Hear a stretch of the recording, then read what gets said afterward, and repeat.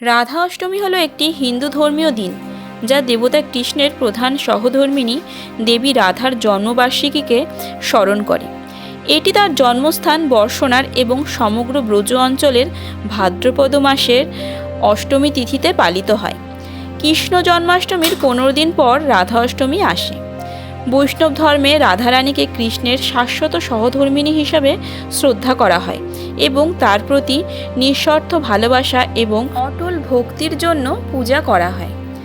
এই রাধা অষ্টমী নিয়ে কিছু পৌরাণিক ইতিহাস আছে, সেটা আজকে আমরা জানব।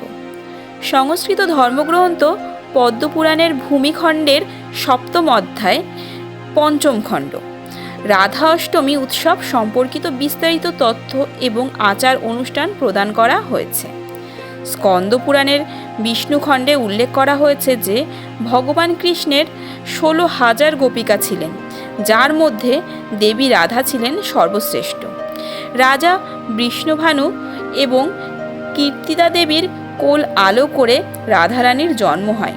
রাধা স্বয়ং কৃষ্ণকে না দেখে পৃথিবীর আলো দেখেননি, এমন কথা প্রচলিত আছে। এবার আমরা জানব এই রাধা অষ্টমী কবে।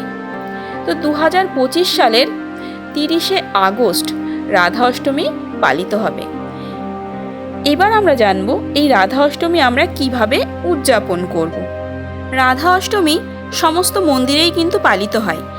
যেমন ধরুন, রাধাবল্লভ সম্প্রদায়, গৌড়ীয় বৈষ্ণব সম্প্রদায়, নিমবার্ক সম্প্রদায়, পুষ্টিমার্গ সম্প্রদায় এবং হরিদাসী সম্প্রদায়ের বিভিন্ন মন্দিরে ঐতিহ্যের সাথে কিন্তু এই রাধা অষ্টমী পালন করা হয়।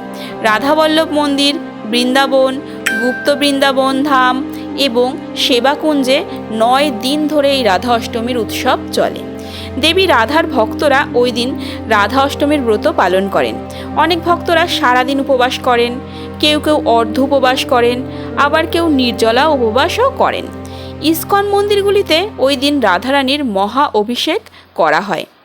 রাধা অষ্টমী শুরু হয় একটি ধর্মীয় স্থানের, যেরকম একটা স্নান হবে, ধর্মীয়ভাবে স্নানটা সম্পন্ন হবে, তার মাধ্যমে কিন্তু এই রাধা অষ্টমী শুরু হচ্ছে। দেবী রাধার মূর্তিকে পঞ্চামৃত দিয়ে স্নান করানো হয়। সেই পঞ্চামৃতর মধ্যে থাকে দুধ, ঘি, মধু, চিনি, দই।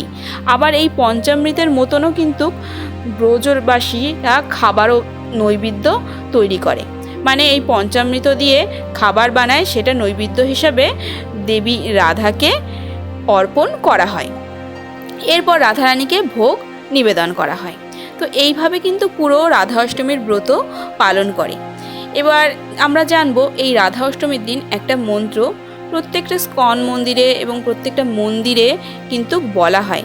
সেই মন্ত্রটা আমরা জানব। আপনারা বাড়িতে চাইলেও যখন পালন করবেন এই মন্ত্রটা কিন্তু আপনারা বলতে পারেন। তো চলুন আমরা সেই মন্ত্রটি জানি। ওম বৃষভানুজয়ে বিদ্মহে কৃষ্ণপ্রিয়ায় ধীমহি তন্নো রাধা প্রচোদয়াৎ। ওম বৃষভানুজয়ে বিদ্মহে কৃষ্ণপ্রিয়ায় ধীমহি তন্নো রাধা প্রচোদয়াৎ। ওম বৃষভানুজয়ে বিদ্মহে কৃষ্ণপ্রিয়ায় ধীমহি তন্নো রাধা প্রচোদয়াৎ।